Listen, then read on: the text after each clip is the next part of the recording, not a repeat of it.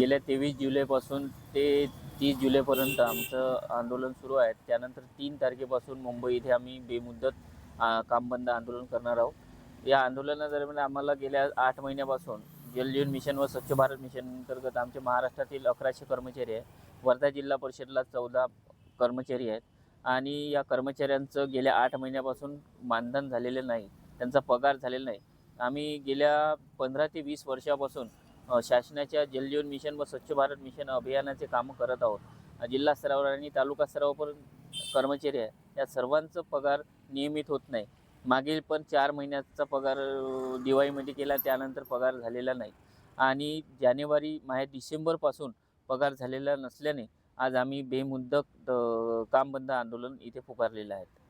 शासनाच्या या उदासीन धोरणामुळे आमच्या कुटुंबावर उपासमाराची वेळ आलेली आहे आणि आमच्या मुलांचे फी भरायची आहेत. शाळेमध्ये मुलांना घेत नाही आहेत. जुन्या फी भरणे बाकी आहेत. त्यानंतर वैद्यकीय खर्च आणि आमच्या जगण्याच्या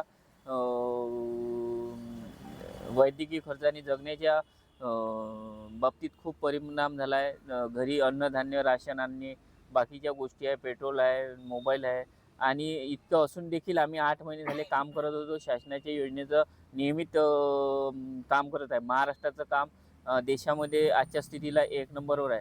तरी पण शासनाच्या या उदासीन धोरणामुळे आमच्या कर्मचाऱ्यावर खूप मोठा अन्याय होत आहे. काही लोकांची वैद्यकीय खर्चासाठी पण पैसे राहिले नाही. त्यांच्या आईवडिलांच्या खर्चासाठी पैसे, काही लोकांचे घरभाडे थकले आहे, EMI थकले आहे 8-8 महिने. काही लोकांना आता आमच्या घरीसुद्धा आमचे घरभाडे थकून आम्हाला घरमालक बाहेर काढत आहे. अशी परिस्थिती आमच्यावर आलेली आहे आणि या शासनाने असे उदासीन धोरणामुळे आमच्यावर ही आज कंडिशन आली आहे. शासनाकडे इतका मोठा पैसा असून कंत्राटदाराला पैसे देण्यासाठी, काम करायसाठी पैसे आहे, परंतु पगार करायला आम्हाला पैसे राज्यस्तरावरून अजूनपर्यंत प्राप्त झालेले नाही. राज्यस्तरावर या मंत्रिमंडळात मंजूर होऊन देखील आम्हाला जिल्हा स्तरावर ते पैसे प्राप्त झालेले नाहीत. तर शासनाने त्वरित आमच्या मागण्याचा विचार करून आम्हाला आमचा पगार करण्यात यावा.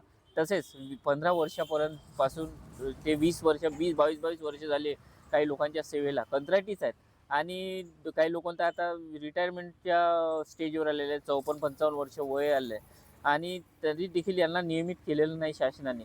बाकी डिपार्टमेंटमध्ये लोकांना नियमित करत आहे, परंतु स्वच्छ भारत मिशन आणि जल जीवन मिशनमध्ये काम करणाऱ्या कर्मचाऱ्यांचं अद्यापही लोकांना न्याय मिळालेला नाही.